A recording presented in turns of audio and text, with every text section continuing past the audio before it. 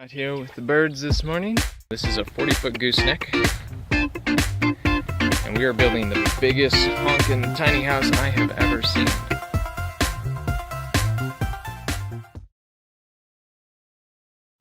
Day one of the tiny house build. Today I am leveling out the floor. Hi, my name is Robert, and I will be working on this tiny house, putting it together along with my brother and his wife and my wife and whoever else happens to join us. This is a 40-foot gooseneck, and we are building the biggest honkin' tiny house I have ever seen. We are going to probably end up doing a cantilevered floor off the edge, adding on with some angle iron, and possibly making it as wide as 116 inches. From trim to trim. Like I said, it's 40 foot long, so yeah, we're just trying to figure out the floor plan exactly right now and what would be structurally sound. I have minimal professional construction experience. Most of my experience has been from repairing, remodeling, and building all of my own stuff for family, friends, but mainly for, just myself. So it's not like I've got tons and tons of experience, but construction is one of those things that you really can learn by doing, and that's what I've done. The first time you do something, you probably won't do it all that great, but the more you do it, the better you'll get. So anyways, this is kind of a big undertaking, but I'm pretty confident that it will be very doable. My only concern is putting on a 40-foot trailer. I'm not a structural engineer, and I know that there's going to be some weight on this thing. And so my concern would not be that the structure is not sound, but when it's moving down the road, how is it going to bend and move, and how's the structure on top of it going to do? So right now I'm leveling it, getting it as level as I can, well, getting it as perfectly level as possible, and shoring up underneath it so that when I'm building on top, I don't have to worry whether I'm really level or not. That's going to be very important.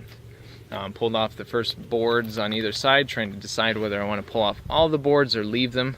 They do add stability. They also add weight to the trailer. And so I need to decide whether I'm going to pop those boards off as well. The main problem with leaving them on is that they come up higher.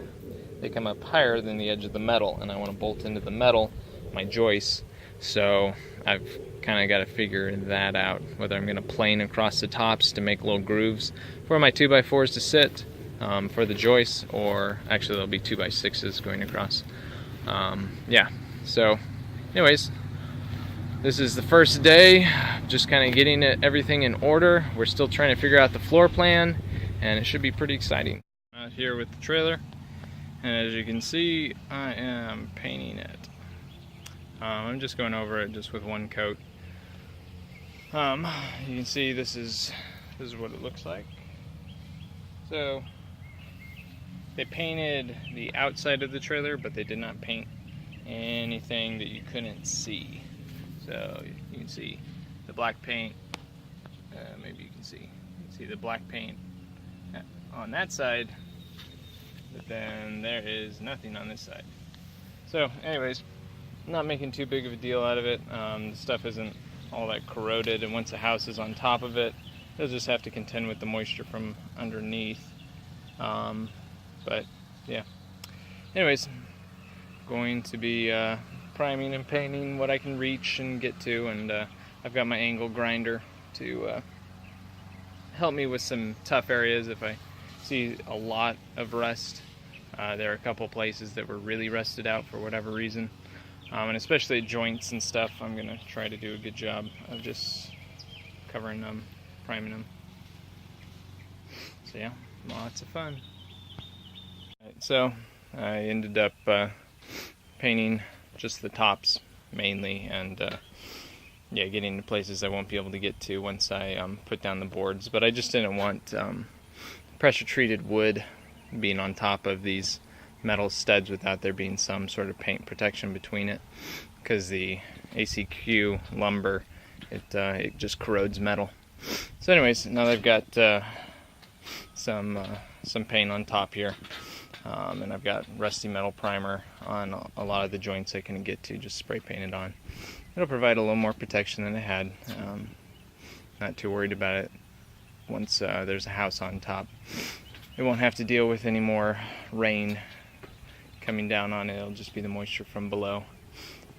So yeah, I'm going to get started putting down the decking to nail the foundation onto. Alright, so I've got all of the decking on. They're about 18" on center apart, and they're screwed down at each metal rung going across here, so that's about 150 screws about. And then up here, because I'm going to actually start my wall here, I'm not taking it all the way to here, so there's a little bit of space for me to put siding on and all that kind of stuff and fit my tools in there. So because of that, I've got extra boards going across here that will make it so that this wall, since it's going to be, a fairly heavy wall, it's going to be on there, isn't going to sag. And then down at the other end, I'm going to be terminating my wall onto the metal itself, onto this. It's going to come to about right here. So that's where my wall is going to sit.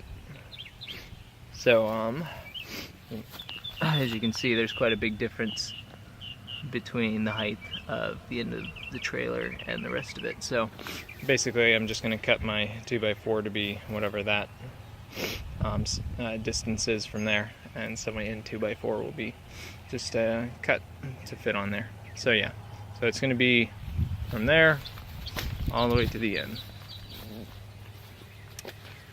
So yeah, and I've got all of my wood cut as well. So 109 inches, actually 108 7/8. And then my 10-foot 2x4s that are going to be nailed, or screwed rather, onto the ends. So yep, getting ready.